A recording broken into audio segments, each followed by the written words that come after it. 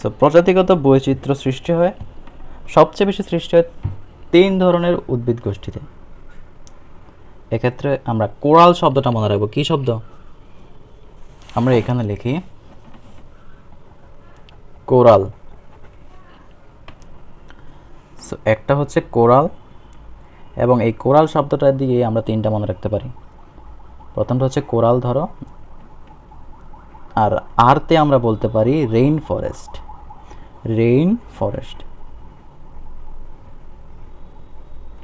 এবং ওতে ocean bottom.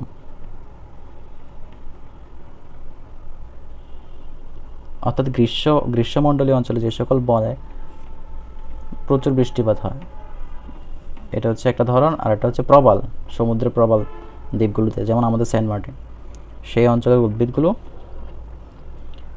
এবং ওশান, সমুদ্রের তলদেশের প্রজাতিগুলোর মধ্যে সবচেয়ে বেশি বিভিন্নতা দেখা যায়। আস্তে আস্তে এই প্রজাতিগত বৈচিত্র্য লোপ পাচ্ছে, এবং এই লোপ পাওয়ার পিছনে 4টা কারণকে দোষী করা হয়, এবং এই 4টা কারণকে বলা হয় দ্য ইভিল কোয়াড্রেন্ট। কয়টা কারণ? 4টা কারণ। এই 4টা কারণকে কি বলা হয়? Evil quadrant. ইভিল মানে মন্দ, আর কোয়াড্রেন্ট মানে হচ্ছে 4। এবং এই 4টা কারণ কি? প্রথমটা হচ্ছে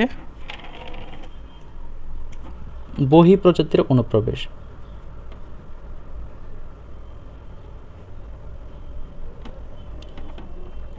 অর্থাৎ এই বাস্তুতন্ত্রটির মধ্যে অন্যান্য প্রজাতির অনুপ্রবেশের কারণে প্রজাতিটির বিলুপ্তি ঘটছে।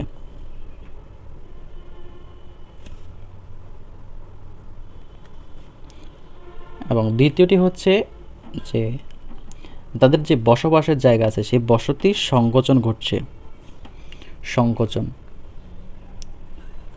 এবং তাদের মধ্যে এবং পরিবেশের মধ্যে দূষণের কারণে তাদের বৈচিত্র্যটা নষ্ট হচ্ছে। এবং 3 নম্বর কারণ হচ্ছে অতি আহরণ।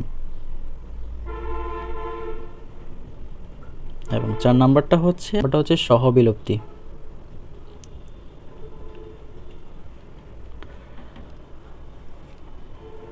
আসলে প্রজাতিগুলোর মধ্যে একটা কম্পিটিশন লেগেই থাকে, the survival for the fittest. যারাই যোগ্য তারাই বেঁচে থাকবে, এবং এই যোগ্যতার রেসে লড়াই করতে করতে প্রজাতির মধ্যে বিভিন্ন প্রাণীর বিলুপ্তি করতে পারে, এবং তাকে সহবিলুপ্তি বলে।